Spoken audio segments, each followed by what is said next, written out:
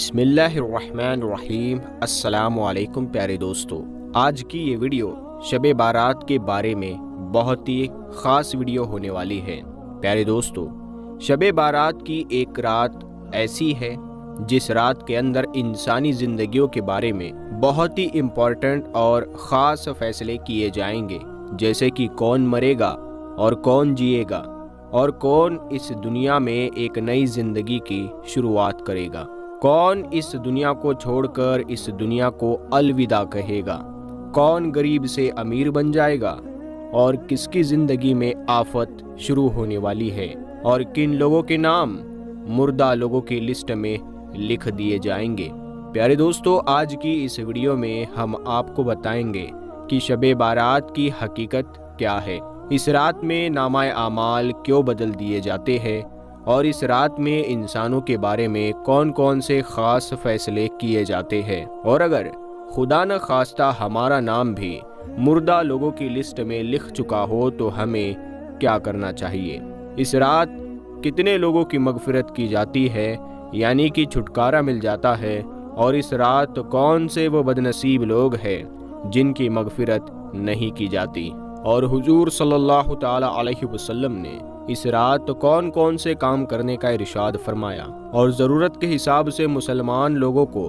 شب بارات کو کس طرح گزارنا چاہیے۔ پیارے دوستو، ان تمام سوالات کے جوابات قرآن و حدیث کی روشنی میں آج کی اس ویڈیو میں ہم آپ کو بتائیں گے، لہٰذا آپ سے گزارش ہے کہ آپ ہماری اس ویڈیو کو آخر تک ضرور دیکھیے گا۔ پیارے دوستو، شعبان المعظم کی 15ویں رات کو شب بارات کہا جاتا ہے۔ شب رات کو کہتے ہیں اور بارات کے معنی ہے بری ہونا،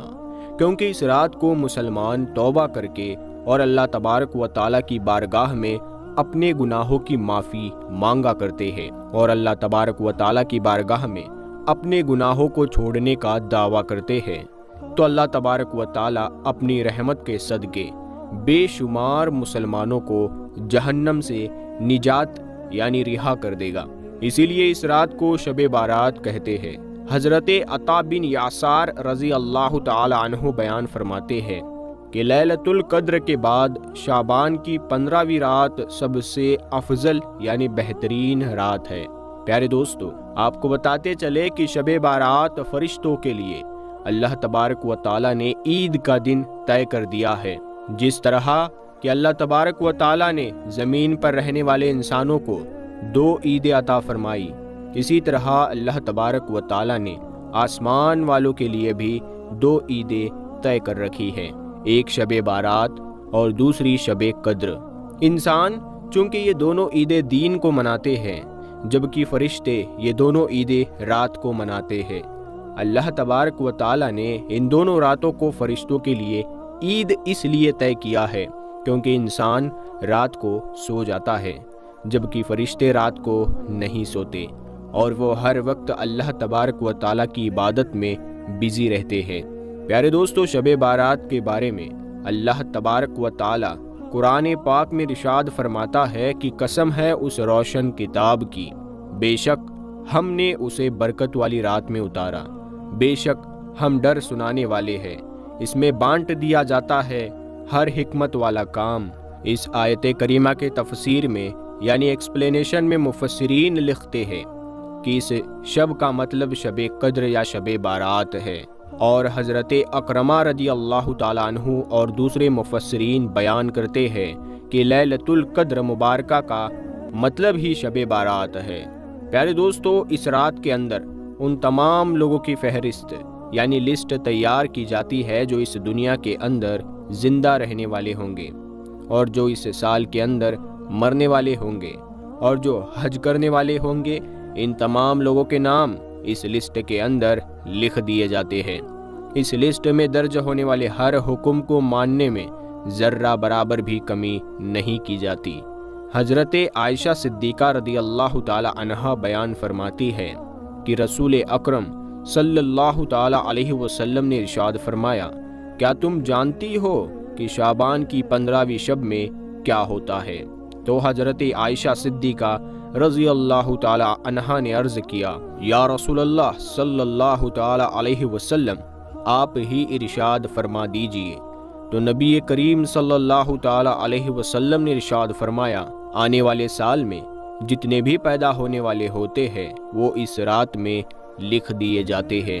اور جتنے لوگ آنے والے سال میں مرنے والے ہوتے ہیں وہ بھی اس رات میں لکھ دیے جاتے ہیں، اور اس رات میں لوگوں کے سال بھر کے اعمال اٹھائے جاتے ہیں،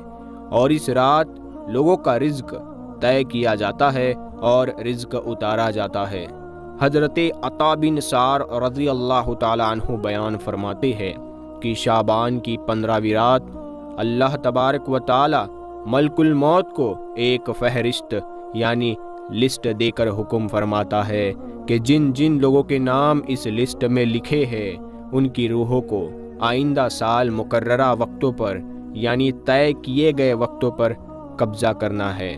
پیارے دوستو، اس رات میں لوگوں کے زندگی اور موت کا فیصلہ ہو چکا ہوتا ہے، جبکہ لوگوں کے حالات یہ ہوتے ہیں کہ وہ اپنی دنیا میں مگن ہوتے ہیں۔ کوئی اپنا بینک بیلنس بڑھانے کے چکر میں ہوتا ہے تو کوئی اپنی کوٹھی اور بنگلہ تیار کرنے کی کوشش میں لگا ہوتا ہے، تو کوئی اپنی شادیوں کی تیاریوں میں لگا ہوتا ہے، جبکہ وہ یہ نہیں جانتا کہ اس کا نام مردہ لوگوں کے لسٹ میں لکھا جا چکا ہے۔ حضرت عثمان بن محمد رضی اللہ تعالی عنہ سے مروی ہے کہ سرور کائنات حضرت محمد مصطفیٰ صلی اللہ تعالی علیہ وسلم نے ارشاد فرمایا کہ ایک شعبان سے دوسری شعبان تک لوگوں کی زندگی ختم کرنے کا وقت اس رات میں لکھا جاتا ہے، یہاں تک کہ انسان شادی بیاہ کرتا ہے اور اس کے بچے پیدا ہوتے ہیں، حالانکہ اس کا نام مردہ لوگوں کی لسٹ میں لکھا جا چکا ہوتا ہے۔ پیارے دوستو، شب بارات کی ایک بہت بڑی خاصیت یہ بھی ہے کہ اس رات میں اللہ تبارک و تعالی بے شمار لوگوں کی بخشش فرماتا ہے، جیسا کہ حضرت عائشہ صدیقہ رضی اللہ تعالی عنہا بیان فرماتی ہے کہ ایک رات میں نے حضور اکرم صلی اللہ تعالی علیہ وسلم کو اپنے پاس نہ پایا تو میں آپ کی تلاش میں نکلی۔ میں نے دیکھا کہ حضور پاک صلی اللہ تعالی علیہ وسلم جنت البقیع میں تشریف فرما ہے، اور آپ صلی اللہ تعالی علیہ وسلم نے فرمایا، کیا تمہیں یہ ڈر ہے کہ اللہ تبارک و تعالی اور اس کا رسول تمہارے ساتھ زیادتی کریں گے؟ میں نے عرض کیا کہ یا رسول اللہ صلی اللہ تعالی علیہ وسلم، مجھے یہ خیال ہوا کہ شاید آپ کسی دوسری بیوی کے پاس تشریف لے گئے ہیں۔ تو حضور پاک صلی اللہ تعالی علیہ وسلم نے ارشاد فرمایا، بے شک اللہ تبارک و تعالی شعبان کی 15ویں رات آسمان دنیا پر اپنی شان کے مطابق جلوہ گر ہوتے ہیں، اور قبیلہ بنو کلب کے بکریوں کے بالوں سے بھی زیادہ لوگوں کی مغفرت یعنی چھٹکارا دے دیتے ہیں۔ حضرت ابو بکر صدیق رضی اللہ تعالی عنہ روایت کرتے ہیں کہ حضور اکرم صلی اللہ تعالی علیہ وسلم نے ارشاد فرمایا کہ شعبان کی 15ویں شب میں اللہ تبارک و تعالی آسمان دنیا پر اپنی شان کے مطابق جلوہ گر ہوتے ہیں، اور اس رات میں ہر کسی کی مغفرت فرما دیتے ہیں سوائے ان لوگوں کے جو شرک کرنے والے ہو اور بغض رکھنے والے ہو۔ اور ایک دوسری روایت میں آتا ہے کہ نبی کریم صلی اللہ تعالی علیہ وسلم نے ارشاد فرمایا کہ اللہ تبارک و تعالی شعبان کی 15ویں شب میں اپنے رحم و کرم سے تمام مخلوقات کی بخشش فرما دیتا ہے سوائے ان لوگوں کے جو شرک کرنے والے ہو اور کینہ رکھنے والے ہو۔ حضرت عبداللہ بن عمرو بن عاص رضی اللہ تعالی عنہ سے روایت ہے کہ حضور اکرم صلی اللہ تعالی علیہ وسلم نے ارشاد فرمایا کہ شعبان کی 15ویں رات میں اللہ تبارک و تعالی اپنے رحمت سے 2 کے علاوہ سب لوگوں کی مدد فرما دیتا ہے، ایک وہ انسان جو کینہ رکھنے والا ہو، اور دوسرا وہ انسان جو کسی کو ناحق قتل کرنے والا ہو۔ پیارے دوستو، شب بارات میں فرشتوں کو کچھ کام دیے جاتے ہیں، اور شب بارات ایک ایسی رات ہے جس میں اللہ تبارک و تعالی مسلمانوں کی مغفرت فرماتا ہے اور دعاؤں کو قبول کرتا ہے، جیسا کہ حضرت عثمان رضی اللہ تعالی عنہ روایت کرتے ہیں کہ حضور اکرم صلی اللہ تعالی علیہ وسلم نے ارشاد فرمایا، جب شعبان کی 15ویں رات آتی ہے تو اللہ تبارک و تعالیٰ کی طرف سے یہ اعلان ہوتا ہے کہ ہے کوئی مغفرت مانگنے والا کہ اس کے گناہ بخش دوں، ہے کوئی مجھ سے معافی مانگنے والا کہ اسے عطا کروں۔ اس وقت اللہ تبارک و تعالیٰ سے جو مانگا جائے وہ سب ملتا ہے، وہ سب کی دعا کو قبول فرماتا ہے، سوائے بدکار عورت اور مشرک انسان کے۔ دوستو، شب بارات اور 15 شعبان کیا ہے؟ شب ہندی میں کہتے ہیں رات کو، اور بارات کا مطلب ہے بری ہونا، آزاد ہونا، یعنی گناہوں سے بری ہو جانا، چھوٹ جانا۔ اور عربی مہینے شعبان کی 15ویں تاریخ یہ رات ہوتی ہے جس کو شب بارات کہتے ہیں۔ اس رات کی اتنی فضیلت ہے کہ اگر کوئی بندہ ثواب کی امید کے ساتھ عبادت کرتے ہوئے اللہ سے اپنے گناہوں کی معافی مانگے تو اللہ تبارک و تعالی بہت جلد گناہوں کو معاف کر دیں گا۔ فضیلت والی راتیں کون کون سی ہے یہ بھی ہمیں پتہ ہونا چاہیے۔ نمبر 1 لیلۃ القدر، جو رمضان کے آخری عشرے میں ہوتی ہے۔ نمبر 2 عید الفطر کی رات۔ نمبر 3 عید الاضحیٰ، عید قربانی کی رات۔ نمبر 4 15 شعبان کی رات یعنی شب بارات۔ اس رات کی کیا خاصیت ہے؟ جیسے پورے سال کا بجٹ سرکار پیش کرتی ہے کہ پورے سال کیا ہوگا، اسی طرح اس رات میں آنے والے سال کے تمام قدرتی کاموں کا لیکھا جوکھا اللہ تبارک و تعالی فرشتوں کو دے دیتا ہے، جیسے لوگوں کی زندگی اور موت وغیرہ کے فیصلے۔ کیا پیارے دوستو اس رات کوئی خاص عبادت ہے؟ تو اس کا جواب ہے نہیں۔ اس رات میں کوئی عبادت خاص نہیں جو سنت سے ثابت ہو، لیکن ہاں نفلی عبادت کوئی بھی کر سکتا ہے، جیسے نفل نماز پڑھنا، قرآن کی تلاوت کرنا، اللہ تبارک و تعالیٰ کا ذکر کرنا،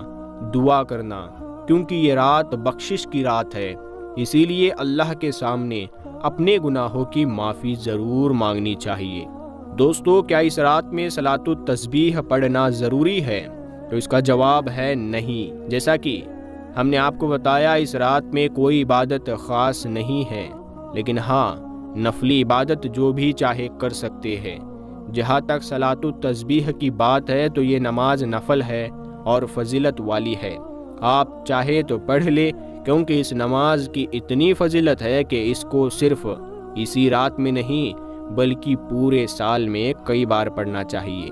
دوستو، بہت سے لوگ یہ سوال کرتے ہیں کیا صلاۃ التسبیح کی جماعت کے ساتھ نماز پڑھی جاتی ہے؟ تو اس کا جواب ہے نہیں۔ نفل نماز جماعت کے ساتھ نہیں پڑھی جاتی، بلکہ اسے الگ الگ اپنے اپنے طور پر پڑھیں۔ اس رات میں عبادت مسجد میں کرنی چاہیے یا اپنے گھر میں کرنی چاہیے؟ تو اس کا جواب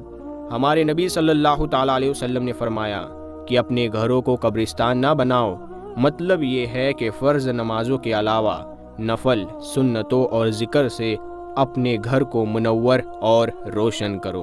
اور اس رات میں عبادت نفلی ہے، اسی لیے یہ گھر میں کرے تو زیادہ بہتر ہے، کیونکہ نفلی عبادت کے لیے لوگوں کا اکٹھا کرنا ٹھیک نہیں ہے، اپنے طور پر جتنا ہو سکے کرنا چاہیے۔ اور یاد رکھے دوستو، اس رات میں ایسا کوئی کام نہ کرے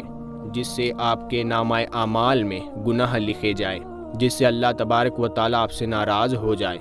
اور کوئی ایسا فیصلہ نہ ہو جائے آپ کے حق میں جو آپ کے لیے بہتر نہ ہو۔ تو خدا کے لیے ایسا کوئی کام نہ کرے جس سے اللہ اور اس کے رسول صلی اللہ تعالیٰ علیہ وسلم ناراض ہو جائے۔ ہم امید کرتے ہیں کہ آپ کو آج کا ہمارا یہ ویڈیو پسند آیا ہوگا۔ آپ اس ویڈیو کو اپنے تک ہی نہ رکھیں، اپنے دوستوں میں بھی اس ویڈیو کو ضرور شیئر کریں۔ ہم ملتے ہیں اگلی ویڈیو میں، تب تک کے لیے السلام علیکم۔